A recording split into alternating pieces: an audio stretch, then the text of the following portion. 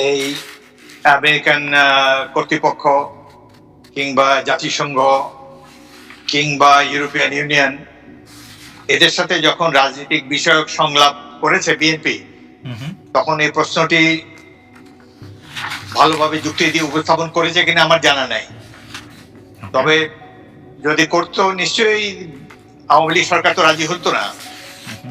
তখন তারা যদি প্রেসার দিত, এবং একটা প্রেসার তারা খুব তাদের কাছে গ্রাহ্য বলে মনে হয়, যেটি হলো ভিসা রেস্ট্রিকশন। এটি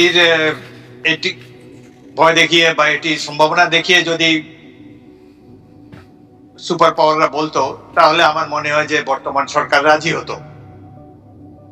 আর একটা জিনিস বলে নিতে চাই যে যদি কেয়ারটেকার সরকার ছাড়া নির্বাচনে যাওয়া বিএনপির পক্ষে খুবই দুষ্কর, বিশেষ করে বর্তমান প্রধানমন্ত্রী ক্ষমতায় থেকে নির্বাচন করলে সেখানে ফেয়ার নির্বাচনের কোনো সম্ভাবনাই নেই। একমাত্র যদি নির্বাচনটি যদি জাতিসংঘের সুপারভিশনে হয় এবং তারা যদি সরাসরি ইভেন ডিস্ট্রিক্ট লেভেলে উপস্থিত থেকে নির্বাচনের দিন যদি কঠিনভাবে এই নির্বাচনটিকে সুপারভাইজ করে এবং সামরিক বাহিনী, সেটা একটি আন্তর্জাতিক বাহিনী, যদি এই নির্বাচনটি মনিটর করে, তাহলে ফেয়ার নির্বাচন হওয়া সম্ভব। এটা এখন কল্পকাহিনীর মতো মনে হতে পারে, আচ্ছা, এবং এটাতে তারা রাজি হবে কিনা সেটা একটি চিন্তার বিষয়। ওকে।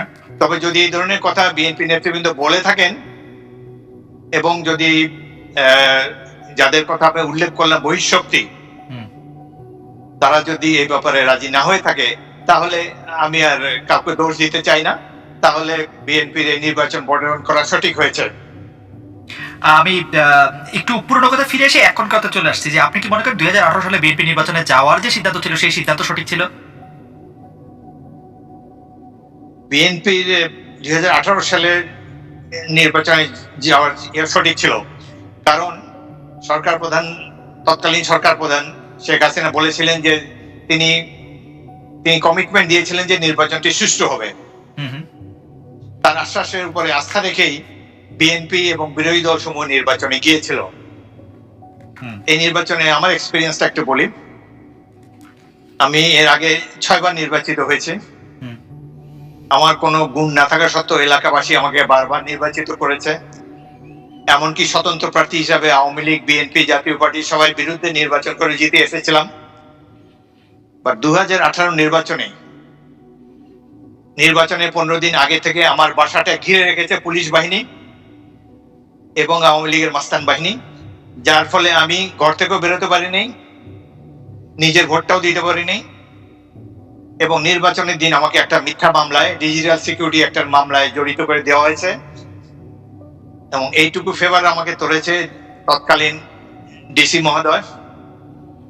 এবং আমি প্রধান নির্বাচন কমিশনারের সাথে যোগাযোগ করেছিলাম। তারা আমাকে বিকাল 4টার দিকে একটা স্পিড বোটে ভোলার থেকে বরিশাল পার হওয়ার সুযোগটা দিয়েছে এবং বাসা থেকে গ্রেফতার করেনি। এইটাই একটা ফেভার তারা করেছে আমাকে। তবে নির্বাচনে আমি আগের 6 বারের সংসদ সদস্য থাকা সত্ত্বেও ঘর থেকে বেরোতে পারিনি, কোনো প্রচারণা করতে পারিনি, এবং পুলিশ বাহিনী ঘিরে রেখেছে আমার বাসা। ওকে।